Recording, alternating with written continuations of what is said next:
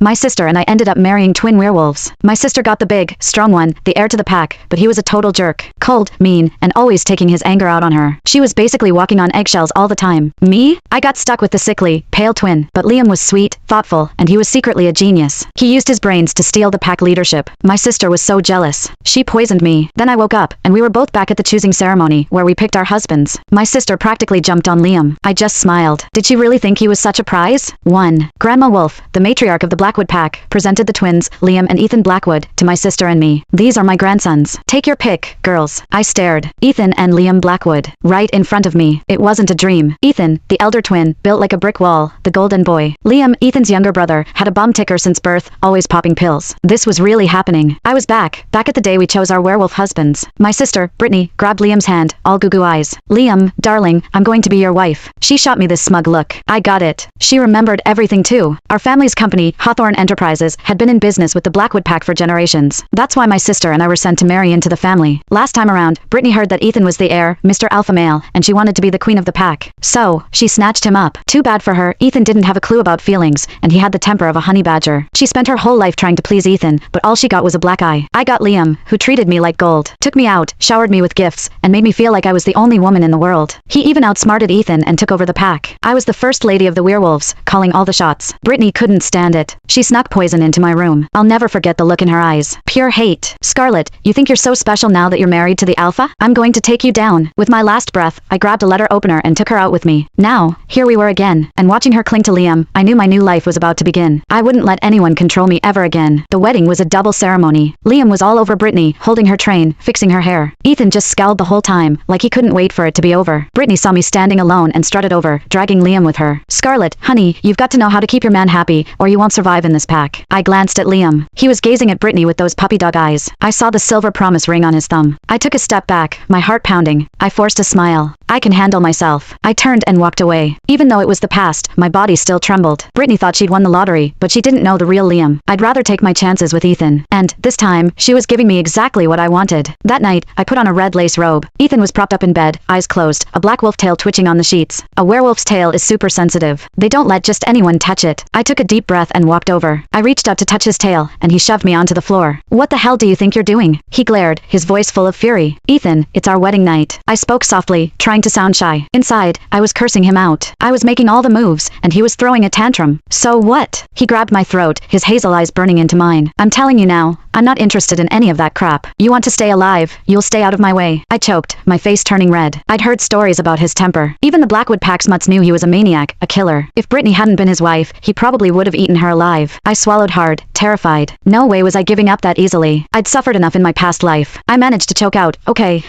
I won't bother you. He threw me back to the ground. Gasping for air, I coughed. Seeing his annoyance, I scrambled into the bathroom. I quickly realized that Ethan was a total caveman. In his world, women were just a nuisance. Since I was his wife, I had to tread lightly. Last time, Brittany kept throwing herself at him, and he beat her black and blue every time. She got kicked out of the bedroom on her wedding night, and the whole pack laughed. So, to avoid that, I slept in the bathroom all night. Ethan woke me up by dumping a pitcher of water on me. I need to pee. He stood there like a king. Sorry, I'll get out of your way. I scrambled out, not even bothering to wipe my face. Ethan got ready and left without a word. I grabbed his arm. Ethan, Mom wants us to come over for dinner tonight. You have to come with me. He frowned. I'm busy. Can't you go alone? I put my hand on his forehead, smoothing out the lines. Don't frown. You're not as handsome. It was a natural reaction. I used to do that with Liam. I thought frowning brought bad luck. It's fine if I go alone. But, in my family, if the husband doesn't go with his wife to her parents' house the day after the wedding, people will whisper that he is going to leave her alone. What is this? The 1800s? Ethan shoved my hand away, but he didn't frown. Yeah, but it's okay. I'll go by myself. I don't care what people say. I turned towards the door, counting down in my head. When I got to 3, Ethan stopped me. I'll go with you tonight. He grabbed his jacket and left. I smiled to myself. I'd called it. I used to read a lot of psychology books. With guys like Ethan, you can't push them. You have to play along, use a little guilt, and they won't explode. Brittany tried to sleep with him, hoping to win him over, but that just made him hate her more. You can't rush things. This time, I just wanted to change my fate, to avoid the misery of my previous life. I got all dolled up and headed to Ethan's office. I ran into Brittany and Liam in the garden. They were holding hands, all cozy, like they were in a romance movie. Scarlet, going home to Mom and Dad's? Is Ethan coming? Brittany's eyes sparkled with smugness. Ethan's at work. work. He told me to meet him there. Liam's eyes flashed with something like hate. He'd always been jealous of Ethan's strength and success. He was stuck at home because he was sick. Jealousy is a dangerous thing. It made Brittany kill me last time. It made Liam kill his own brother. I said goodbye and left. I looked back. Liam was staring at me, his eyes possessive. I quickly turned away, remembering the past. That night, tons of relatives came to my parents' house. Ethan and I arrived last, and everyone looked surprised to see him. They all knew what Ethan was like. I stuck close to Ethan, afraid of setting him off. That would ruin everything. Maybe because I was quiet, Ethan didn't get mad at me. To everyone else, we looked like a happy couple. Brittany and Liam sat on the couch, feeding each other grapes. I pretended not to notice. She thought she had it all figured out, but she was just a clown. I just needed to keep Ethan close, and my life would be better than hers. Because Ethan was the heir, everyone treated us like royalty. They kept offering him drinks. He might have been a jerk, but he had manners. I could see the jealousy in Brittany's eyes. She started bragging about Liam. Liam is so good to me. He takes care of me. He makes me breakfast every morning. He told me on our wedding night that he wants to have a ton of babies with me. I wonder if Scarlett slept with Ethan on her wedding night? She turned the spotlight on me. I couldn't believe she had the nerve to say that in front of everyone. I clenched my fists. Before I could speak, Ethan snapped. A Blackwood wife doesn't talk like that in public. Shame on you. Liam, control your woman. Liam looked angry but couldn't argue. Yes, brother. He pulled Brittany away. Ethan stood up and left. The dinner was over. I followed him, trying not to laugh. As I left, I heard everyone saying that Ethan cared about me and that he was sticking up for me, but it was all because of Brittany's big mouth. I knew Ethan didn't care about me. He was responsible for the family name. Hearing his sister-in-law talk like that, he had to say something. Ethan definitely wasn't letting me ride with him. I was just his wife, nothing more. So, I took a cab home. Brittany was in the living room, putting medicine on her arm. Her arm was covered in needle marks, wounds that I had known all too well in my past life. She saw me and quickly pulled down her sleeve. Even though she was in pain, she still held her head high. Liam was all over me tonight. He said he'd love me forever. I thought she was so stupid and childish. She was trying to make me jealous, but she was just embarrassing herself. No one knew Liam better than me. In my past life, he was good to me at first, but then he changed. He turned into a monster. He was punishing Brittany because she had made him look bad. 7. Ethan came home in the middle of the night. I slept on the small sofa. He didn't look at me. He took a shower and went to bed. Ethan wasn't heartless. I had read about his condition in a psychology book. Something must have happened to him to screw him up. He didn't trust anyone. He only trusted himself. So, he hid behind a tough exterior, but he was really hurting inside. Last time, to avoid trouble with Liam, I read a lot of psychology books. I wanted to know how to deal with a psycho, but I died before I could finish them. Luckily, the books I did read were about guys like Ethan. I got up and made soup, carefully handing it to Ethan. Ethan, you've had a long day. Drink this to help you relax. I'd added some calming herbs and something to make him fall in love with me. I'd gathered the herbs from the mountains. I wanted him to learn to control his emotions, to fall for me. In my past life, because I was always getting hurt, I learned all about medicine. That's how I knew about these herbs. But Ethan didn't appreciate it. He turned into a wolf and laid in bed. A huge black wolf lay in front of me, eyes closed, relaxing. I tried again. I simmered this soup for hours. Everyone wanted some, but I didn't share with them. If you're not going to drink it, I'll just throw it away. He didn't react. I bit my lip and continued. Ethan, it's okay. I don't care that I'm a Blackwood wife that no one cares about. I emphasized the word wife. He opened his eyes, turned back into a human, and gulped down the soup. I smiled, and boldly stroked his tail. Ethan, can I sleep with you every night? No! He swatted me away with his tail. I didn't push it and went back to the sofa. The next morning, I made soup for him again. He didn't want to hear me nag, so he drank it down. After a few days of drinking the soup, his temper would mellow out. I thought of him in my past life, with no one to help him control his anger, and I felt sorry for him. Now that I was his wife, I would do everything I could to fix him. I wanted to rely on him and have a good life, but the soup wasn't enough. I needed phase 2 of my plan.